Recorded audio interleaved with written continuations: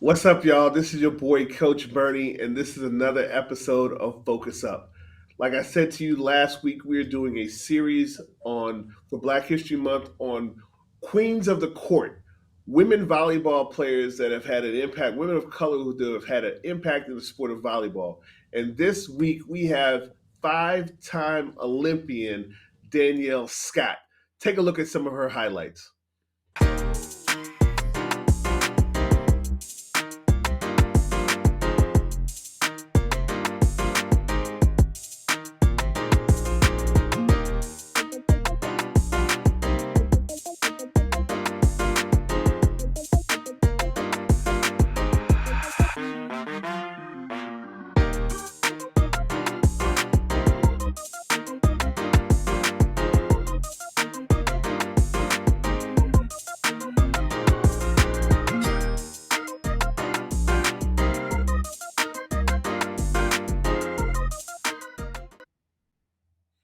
Okay, Danielle, I see you. I see you.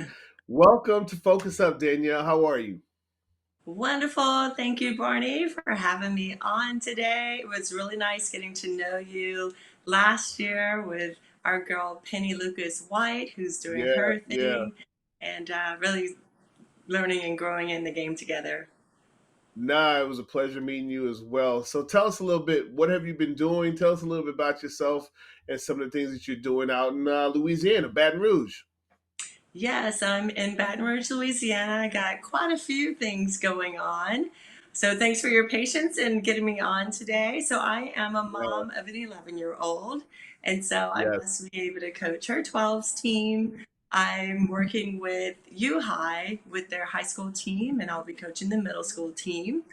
And I also work with League One volleyball. I'm on the pro side mostly, but I'm having a wonderful time also being part of the club to pro connection. League One volleyball is a new league that's coming out, the first of its kind, more traditional.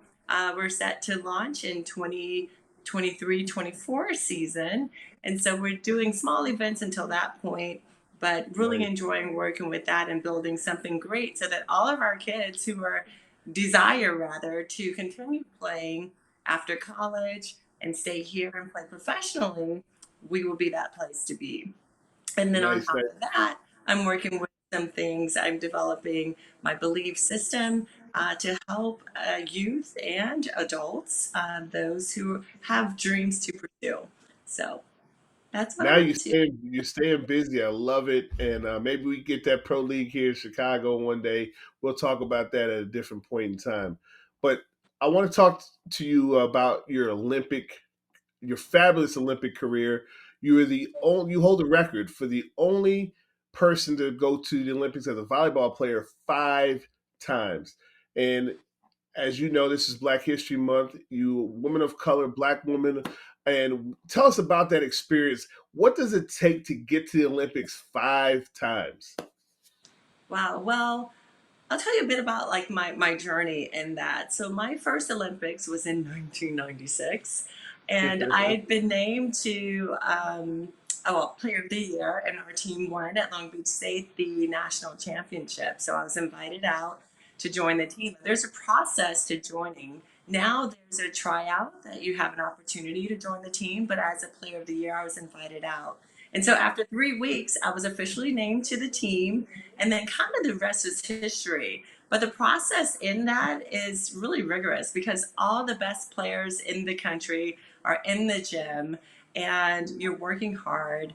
At this point, everyone's a good player. So, what differentiates you is more about your teamwork. So, finally, in 96, I was named to that team. And I, at some point, decided, okay, I'm going to be on this team until I'm not on the team. 2000, 2004, 2008 made the team. And as you mentioned earlier, in 2008, we won our first silver medal. And I figured we had a little bit more. So in 2010, I had my daughter. The Uh-huh. challenge was great because at that point, I'm a lot older and it's really difficult to make the team. And so really after I had my daughter, 4 weeks, I wasn't quite healed, but I got approval to start that process and that journey. Went out to the national team, was invited back to train, and so it went. Day in and day out training. Um, you kind of know if you have a chance, if you are named to a roster first, then if you're playing as a starter, or if you're a role player. Eventually I was a role player and named to that team, and I was just elated to be on it and ready to contribute when I could. Wow. Now you said something that I thought was of value. Not only were you a mother going into that trial, but you said a role player.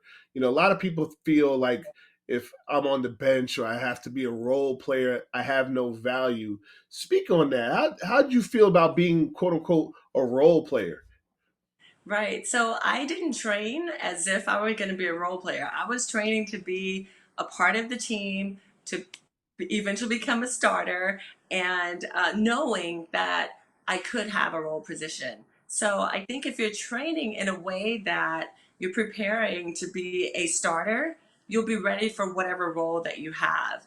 It's a different type of mindset to have. I think you're only as good as your weakest player, or I would say your role players, because every role on the team is important. Whether you're a starter, um, you may have a great game, but you may need someone to come in just for a play to give you some relief. So every role is important on the team. So whether you're a starter or you're coming off the bench, you have to be prepared. And that comes from every day of practice, putting in the grind, and having a belief that you have something to contribute to the team. And eventually, as you keep working through that, you'll have your opportunity. And I came from the era where I played all positions. I was an all around player. I played outside, I played middle, I played right side. I even set my high school season. So, equipping yourself to be an all around player, one, is really important. And then putting the team above yourself is the next important thing, because maybe in club you're playing one role, but you go back to high school or middle school, you're playing something else. So being able to have that flexibility and having those different tools in your pocket, I like to say, brings more value to you and helps you bring value to the team. Nah, great answer. Thank you for sharing that. So I want to ask you something about loss. You know, a lot of times players struggle with their mental after a loss. In 2008, you guys were in Beijing up against your rival Brazil, and you get to that gold medal game, and you lost. You came second. You got silver medal. Not to say that's not an accomplishment, but I don't want to overemphasize the second place like it's a bad place. It's the Olympics. But then you have to go back to the lab, go back to the gym. Here you are, you're a mother now, and you're trying to make the 2012 Olympics. You get back to the Olympics and run up against Brazil again. What does it take mentally to kind of overcome or get over the hump of playing any team, whether it be Brazil, your rivals? What mentally tools did you use to get over these humps mentally? Yeah, Brazil has been a nemesis throughout my career. But I love Brazil. It's a great place to visit, a great place to play. Um, Yeah, when you experience loss, how you get back up again is knowing your why. Why are you playing? And what motivates you? And a lot of that has to be internal. And I think that for me, knowing that I wanted my daughter to be able to see me play in that fifth Olympics, knowing that I wanted to be a part of helping USA win their first gold medal, those are all different things that inspired me to play, to continue to work hard, to continue to know that I had something to add to the game. Now, as I got older and was a role player, I said, well, I have something to give back to the game. And I have something to give back to those who are younger than me. I can teach them, I can add value and still prepare myself for the next. Part of the mentality you have to have after a loss is a reflection um, of what are the things that I did well? What are the things that I did not do well? And how Yeah. can I learn from that and do better the next time? So knowing that even if it's a championship that's done at that point, that's an ending point, we're always becoming, we're always evolving. And so that if you can take that type of mentality, like, okay, maybe things didn't go the best way for me at this moment, I can learn and grow from this. And knowing your why, you want to keep doing it, will help you dig deep and believe. You have to have belief to inspire you to keep going. No, that's a great answer, and truly understanding your why, I think brings a lot out of players once they truly hone into their why. So I'm gonna close out with this question, Danielle. What advice would you give, or you probably do with your daughter, the teams that you coach, the 12-year-olds that you coach? But what advice would you give to our young players today to help them aspire to be better volleyball players? Here you are, the veteran of the game. What advice would you give, in particular, to women of color about the sport and how they should advance through it? Yeah, the advice I would give to women of color, girls who are enjoying this wonderful game, volleyball is one of the best team sports, is to really be a sponge at this time in their career, at any point in their career, and know that they have to work hard and have to aspire to be their best. And if they can do that without comparison to someone else, they will go Mm, far. But definitely, you have to have a belief that you can be your best and then put together a plan. So it doesn't just have a belief, you have to be able to get into action. And so, finding a mentor is something that I would suggest. It could be someone older in the club, it can be a coach, it can be someone else that you look out to reach out to. For instance, anyone on social media, oftentimes you reach out, they'll respond to you. So yeah. find a mentor who's done it before you, uh, believe in yourself, and then get to work. Great answer. Danielle, I'm going to have to try to get you to Chicago. And I think I've talked to you about my event in June. We're going to have to try to get on the calendar for you to come. I'd love for you to meet not only my girls, but continue to spread this positive message that you have for a lot of the girls. They need to hear it. And I appreciate you again for taking this moment out of your day to be with us. We wish you the best in everything that you do. Tell your daughter I said hello and thank you again for being on our show.